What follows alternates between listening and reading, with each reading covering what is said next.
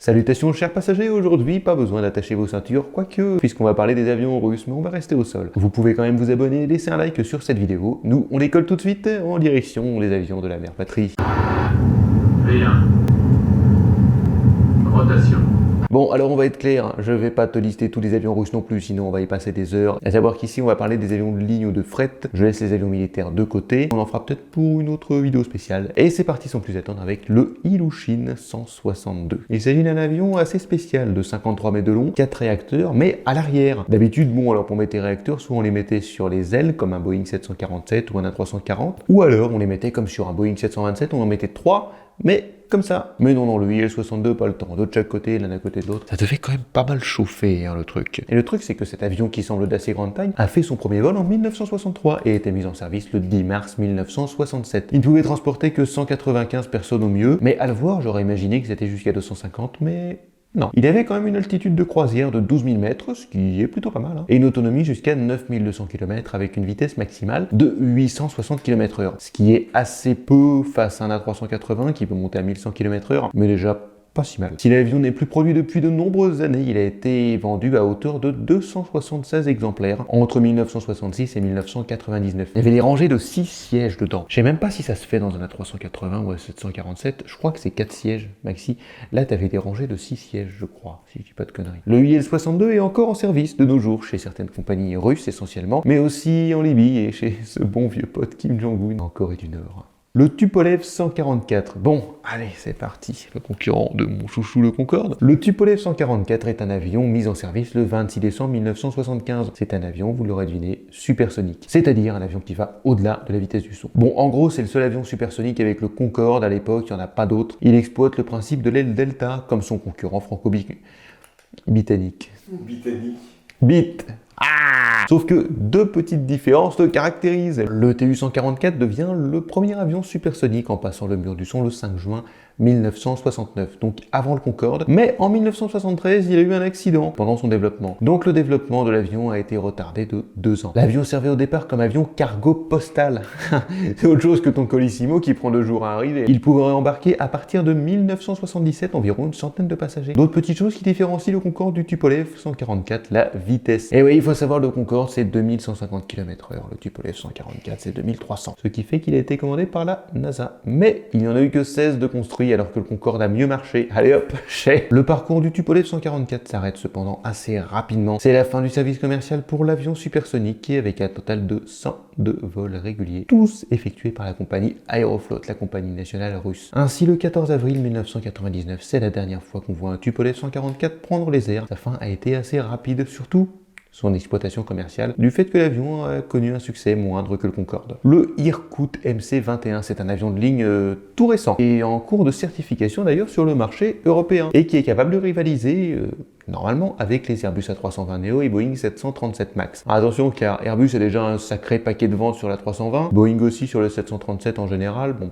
sur le MAX voilà. L'avion commercial le plus vendu au monde d'ailleurs c'est la 320, mais avec pas mal de déclinaisons, hein, 318, 19, 20, 21, les Neo et tout, enfin voilà. Boeing a également son succès avec le 737 MAX qui revient petit à petit, hein, les certifications arrivent, mais le MC-21 a bien l'intention de se faire entendre, il a effectué son premier vol en 2017, sa mise en service se fait en 2021, il totalise 175 commandes à l'heure actuelle et peut emporter entre 158 et 168 passagers. Son altitude de croisière est de 12 100 mètres et son autonomie de 4000 km, un petit peu faible. Après, c'est pas forcément faible parce que c'est un avion court courrier, court et moyen courrier. Les Russes en tout cas ont bien l'intention de se faire entendre en concurrençant Boeing, Airbus, mais également Comac, le constructeur chinois. Cet avion-là donc n'a rien de mythique ou d'historique pour le coup, mais c'est intéressant de parler d'un avion tout neuf qui réussira peut-être à s'imposer sur le marché. Le Tupolev 134 est un spécimen assez rare, on en a parlé hein, d'ailleurs dans la vidéo du Aeroflot 821 et ça nécessite 4 personnes pour être piloté. Oui, 4 personnes. Je vais t'expliquer tout ça. Ici, on a un avion court courrier avec une autonomie entre 1900 et 3200 km qui peut emporter entre 72 et 84 personnes selon la config de l'avion. Son altitude de croisière, c'est de 11 900 mètres et sa vitesse de 850 km/h. Il fait son premier vol le 29 juillet 1963 et encore en 2019, il en restait 2 en service. Ouais, parce que c'est un avion qui a un petit peu d'âge quand même, hein, mais c'est du russe, donc du coup ça tient le coup. Il mesure 37 mètres de long et voici sa spécificité. On retrouve habituellement sur les avions de ligne en fait le radar météo à l'avant, dans le nez de l'avion, et ici non. Non, non. On retrouve des systèmes de pilotage et une vitre. Alors, autant être dans le cockpit, pas de souci, avec grand plaisir. Autant être là-dedans, je ne sais pas si j'aurais envie personnellement. Hein. Bon, à la limite, si, parce qu'on va aller le visiter d'ailleurs, le Tupolev 134, on va en voir. Ça c'est promis, on vous en montrera un en vrai. Et en fait, c'était la place du navigateur. Pas du mécanicien navigant, hein, du navigateur qui servait à travailler sur d'autres paramètres que les pilotes et qui les assistait dans la trajectoire à suivre. Mais on note également un grand nombre d'accidents avec cet avion. On en parlera d'un si c'est pas déjà fait et de quoi faire un an de vidéo. Hein. Là, je te jure, là-dessus, il n'y a pas de problème. Rien qu'avec le TU-134. Mesdames et messieurs, voici en exclusivité le seul, l'unique l'Antonov 225. Je sais, il n'est pas russe, mais il est ukrainien.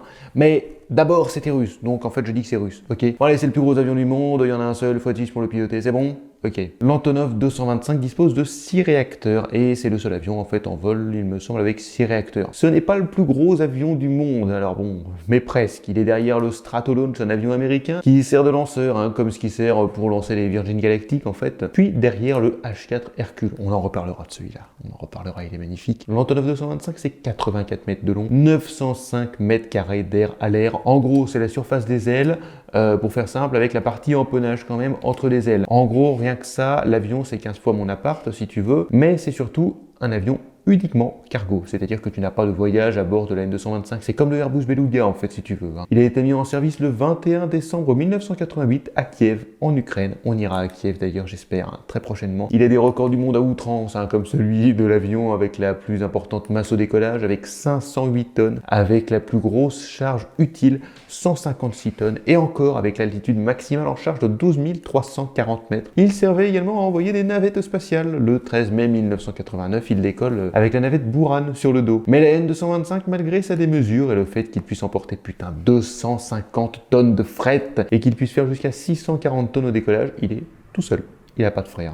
Pas d'autre avion pareil. Il y a toujours l'Antonov AN-124 qui est un petit peu plus petit et un second avion avait été préparé pour le 225 et bah finalement non, il n'a pas été commandé. Donc les moteurs du coup ont servi sur des AN-124. Le petit truc c'est que son autonomie peut varier selon la charge entre 4000 et 15 500 km. Voilà. Il faut bien évidemment faire attention à ce que vous transportez. Sa vitesse de 800 km/h n'en fait pas le plus rapide. Bon. Un dernier petit truc à savoir sur la poussée maximale, à savoir la force de l'air qui sort des réacteurs, qui est de 1377 kN ici. Et ben au final, pour un avion qui a 6 réacteurs, c'est pas énorme face à la 380 et ses 1208 kN pour seulement 4 réacteurs, et au Concorde avec ses 677 kN pour sa taille XS et son poids maximal au décollage de 185 tonnes. Malgré tout, il reste le plus gros avion de transport au monde et surtout unique, c'est ça ce qui fait qu'il est exceptionnel. Si un jour on a la chance de le voir, vraiment la chance immense de le voir en vrai, je vous ferai une vidéo, je vous ferai un truc, même si c'est fait à l'arrache comme ça sur le coup, je vous promets. Voilà pour ces 5 avions russes qui sont vraiment des avions passionnants et qui changent un petit peu de ce qu'on trouve ailleurs. Comme d'habitude, vous pouvez vous abonner, me dire ce que vous voulez